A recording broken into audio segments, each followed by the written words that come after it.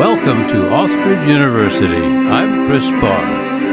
I founded Oxford University because it was evident to me that there are millions of ostriches living in America. The results of the 2020 election indicated that only 74 million true, genuine Americans knew who to vote for and what to vote for.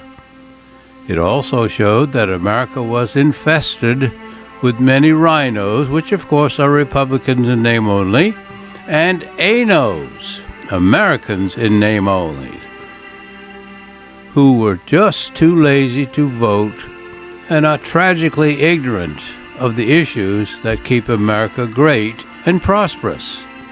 It confirmed to me it was time to launch Oxford University, my effort of trying to pull their heads out of the sand.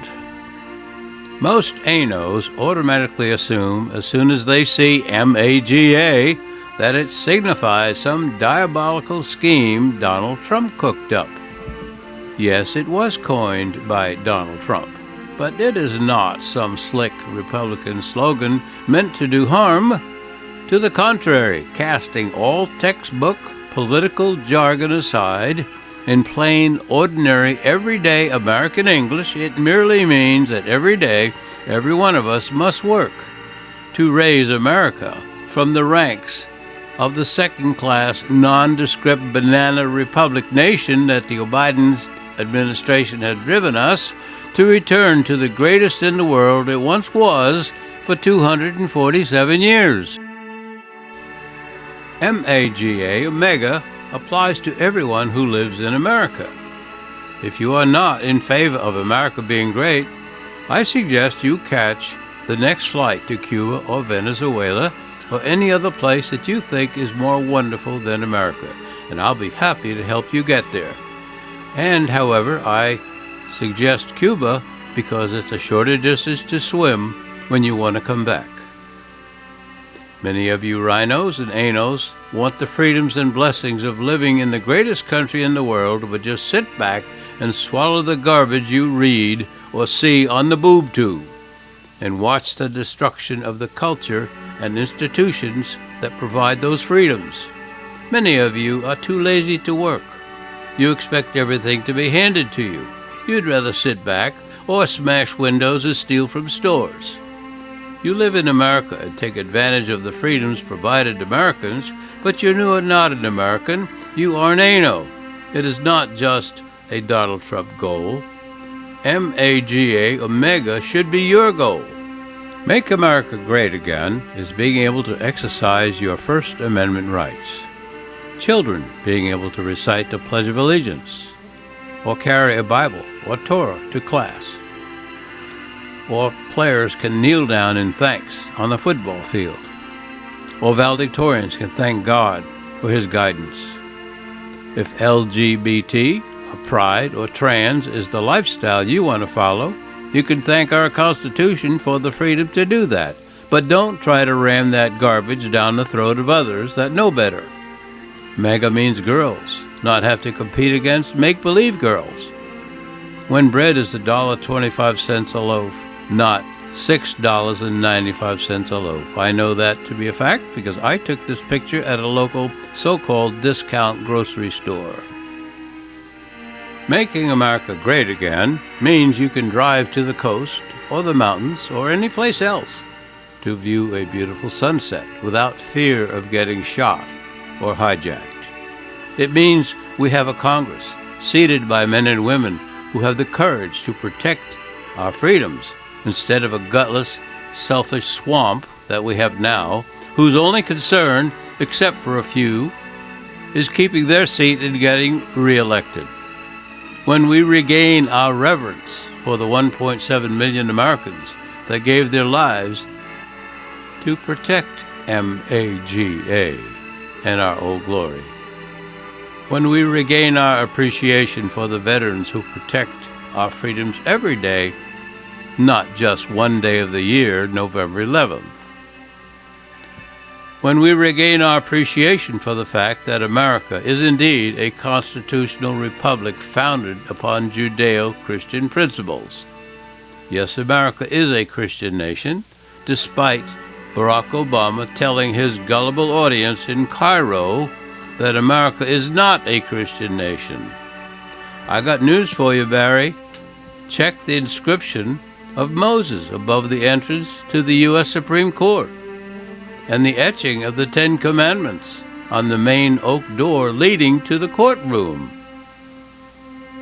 How about this? The preamble to the Constitution of every state includes an acknowledgement or some reference or petition for God's guidance. Nikita Khrushchev, the treacherous ruler of the Soviet Union during the time of President John F. Kennedy, made this prediction over 63 years ago on September 29, 1959, and it's coming true today with the Obama-Biden administration. Here's what Khrushchev said, quote, "Your children's children will live under communism. You Americans are so gullible. No, you won't accept communism outright, but we," that is, he's talking about the Biden administration, of course, "will keep feeding you small doses of socialism until you finally wake up that you already have communism. We will not have to fight you. We will so weaken your economy until you fall like ripe fruit into our hands." He concluded his statement with the admonition, "We will bury you."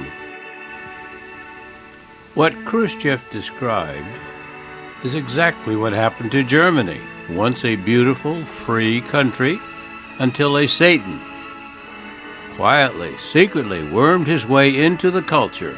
We know what happened. And this is what's happening to America today.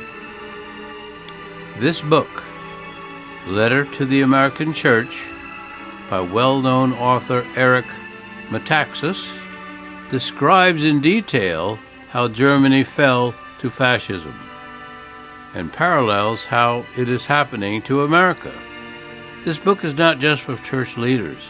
It should be required reading for all Americans, especially for rhinos and anos. If you argue that the road to Marxism in America was not started by Barack Obama, there's certainly a ton of evidence that he strengthened and encouraged it, if you have the courage to pull your head from the sand and accept it. It's easy to understand. He is a Muslim. On some occasions, depending upon the audience, he would claim he was Christian, but for the most part he made no effort to conceal his true feelings. When he first came to the national scene, while on the campaign trail on February 10, 2007, he stated, "I'm in this race not just to hold office, but to gather with you to transform a nation." On the eve of his election, he stated, "We are 5 days away from fundamentally transforming the United States of America." Transform to what? Well, Marxism, of course. Why transform it? For 248 years, America has been rocking along pretty darn good, don't you think? Remember the inscription on the base of the Statue of Liberty? "Give me your huddled masses yearning to breathe free." If Biden and the swamp rats continue in power, none of us will be able to breathe free.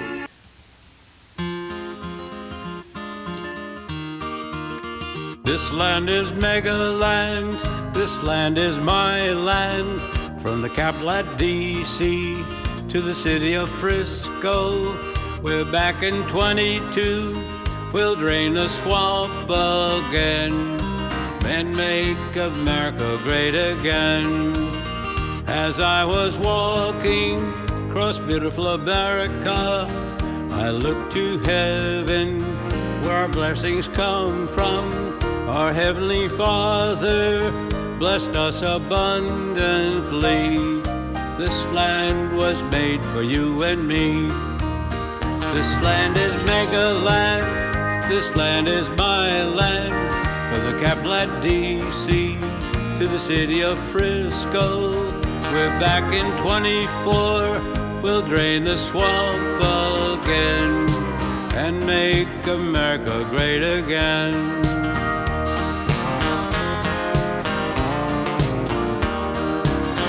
This land is mega land, this land is my land.